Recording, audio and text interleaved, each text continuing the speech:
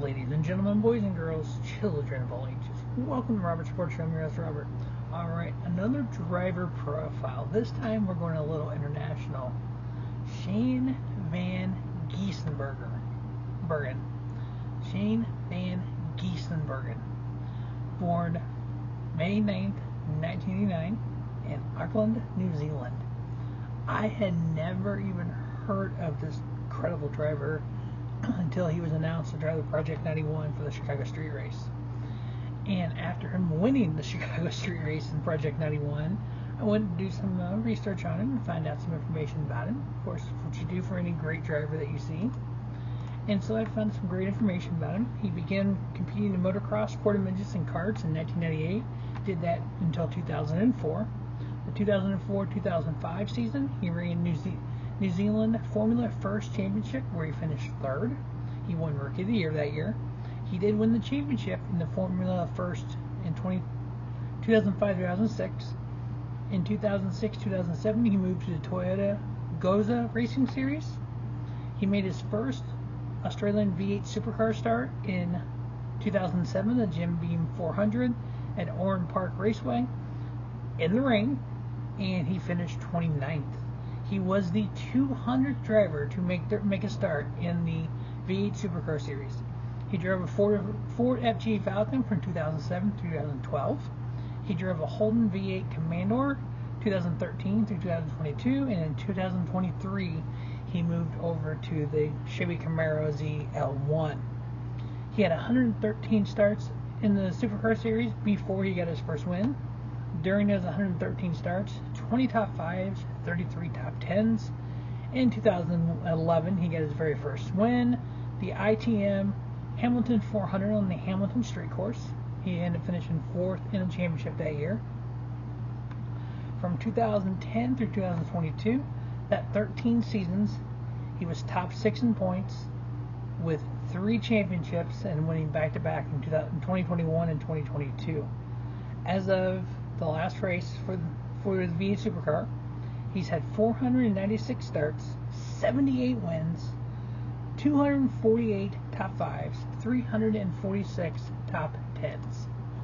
So yeah, in the V8 Supercar, he run and raced 15.7% of the races he entered. He was in the top 5 50%, 69.8%, so basically 70% of the races he entered, he was in the top 10. In his best season came last year in 2022, 34 starts, 21 wins, 29 top 5s, 31 top 10s, 4 poles. Yes, he won the championship. What's crazy is during that time he won a race, didn't, won 3 races, didn't, 2 races, didn't a race, every other race there for a little bit. Then he won 5 straight, finished 2nd, won 2 more straight, finished 5th, won 5 straight, finished 20th and 7th. Of the 3 non-top 10 finishes he had that year, they were 20th, 21st, and 20th. In the last 10 years, he's been in the top 5 in points. In the Bathurst 1000, he has 16 starts, 2 wins, 6 top 5s, 8 top 10s. If you look at his points over the last 5 years, second, third, first. This is Jimmy Johnson of V8 Supercars. He's made starts in the 12 Hours of Sebring. He's made 4 starts in the 24 Hours of Daytona. He's also made a start in the 24 Hours of Le Mans. He did race in the IMSA series from 2014 through 2020, 7 starts, 2 top 5s, 3 top 10s.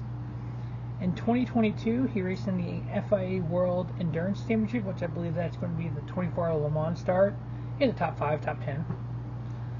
He's raced in other series as well.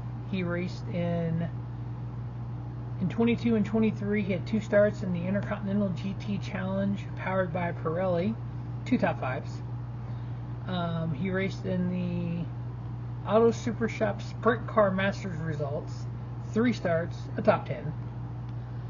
He can race sprint cars, he can race V8 supercars.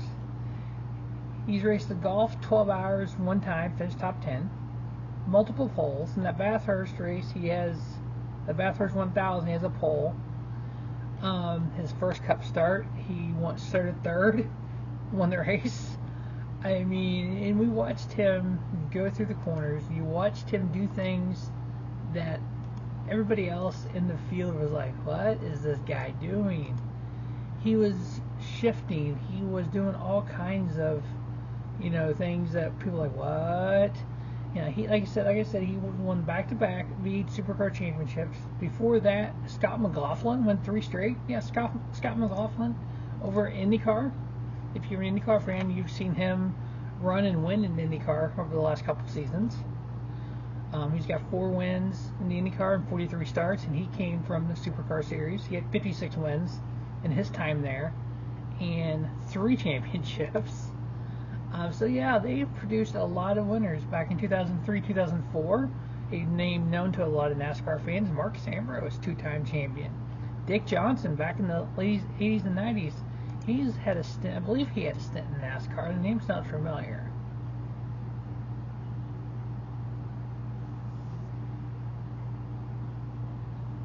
So yeah, I was just trying to pull that up. Yeah, here we go. Yeah, he had 7 starts in the late 80s in NASCAR.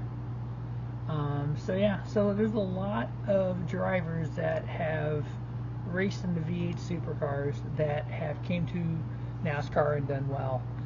Nobody's won. We know the last time that somebody started their first career start was a win was Johnny Rutherford in 1960. We know some other drivers have done it in their second start. Trevor Bayne, Jimmy Murray, among others. But yeah, I know there's a lot of rumor of in 2025, because Shane made the comment that when he won, he said in 2024 he's pretty locked into his V8 Supercar team, and that when his contract is up, he is open to moving to NASCAR. Yeah, so he said when that contract is up in 2025, he was openly, wanted to move to NASCAR. Well, Fox Sports broke an article here where Triple Eight racing engineer boss Jamie Whincup told Fox Sports that he wouldn't stand in Shane Van Gisbergen's way if he wanted to get out of his supercar contract as a year early and race the NASCAR Series in America as of next year. So the fact that his team,